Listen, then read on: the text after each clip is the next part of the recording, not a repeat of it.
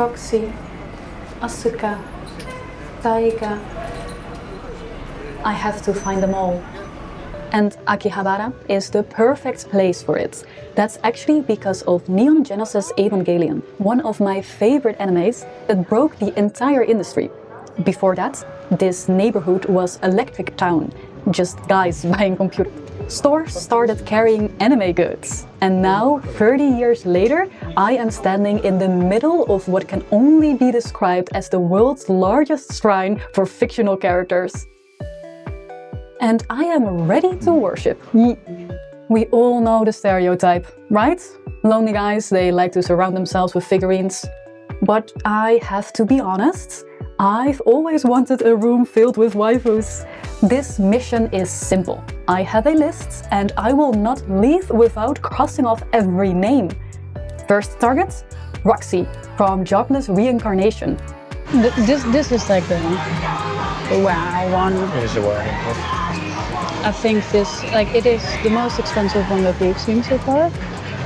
Yeah, it's just absolutely gorgeous.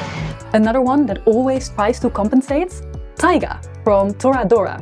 She is constantly underestimated because she's tiny, not being taken seriously, and assumed to just be cute. One character that has an easy time fighting, eventually, is Sung Jinwoo in Solo Leveling. Oh, I didn't expect to be able to find him. Also, I have to be honest, You can see a bit of a six-pack. Amazing. and my number one waifu, Asuka from Neon Genesis Evangelion. Yes, another redhead. I'm gonna go for almost good. I hate how much I fit the anime stereotype. Finally, we found Gojo-kun. Certainly, we will find it before we... It's sold out. Yeah, well, not here. It's like all of these amazing figurines of her. Like, yes, they're gorgeous. Of course they're gorgeous. This was an amazing scene, but why only this for Gojo? This is the only thing they have. Crossing off all these names means that my money just evaporates, but it was so worth it. However, the figurines aren't enough. If I'm going to be in Tokyo, I need to look like I belong here. Back in the Netherlands, this just doesn't exist. The cute stuff. There I am that girl that's a bit too much into Japanese things. Here I finally get to spend my money on stuff I actually want. There's a word in Japanese, mofu mofu. It's an onomatopoeia. It's an onomatopoeia for soft and fluffy. There's an entire brand built around cats in costumes. Finally, my everyday items are decorated with the most adorable cats on them. This is fine, this is totally sustainable. I am just experiencing the culture. Not because I need it, but if I don't buy it now, I might never get the chance again. Tokyo is very good at making you feel that urgency until it catches up to you. It turns out, when you sprint through a city at full speed for days, sleeping less than you should, saying one more store too many times, your body eventually files a formal complaint. So now I'm here, sick, forced to slow down.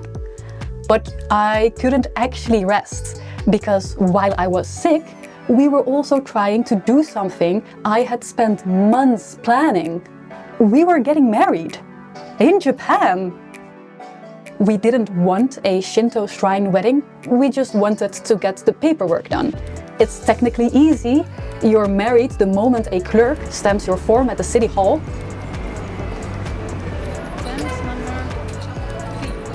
My carefully prepared documents rejected. Twice before getting it right. Hours of research, multiple trips across the city, a fever I was actively ignoring. But you know what? There's something weirdly connecting about that. Japan is very well known to be a bureaucracy hell if you want to get anything done as a resident here. This was not a tourist experience. This is what people who live here actually deal with constantly. So just 3 train stops from Shinjuku is where our apartment is. This is Kagurasaka, a former geisha district. 25 geishas still live here, but you wouldn't know any of that unless you slowed down enough to look. And I didn't. I was busy rushing to Akihabara, shopping in Shinjuku, and suddenly, while taking a stroll after breakfast, there it was, a 700-year-old shrine for the goddess Akagihime no Mikoto. She specifically grants women's wishes for love, marriage, and childbirth.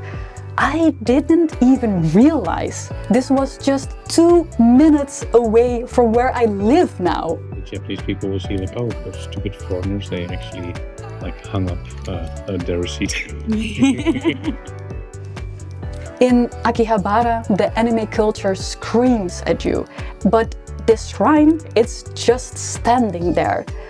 And it was actually what I needed. Tokyo is amazing. The figurines, the shopping, the feeling that anything you've ever wanted is just one more store away. That part is incredible.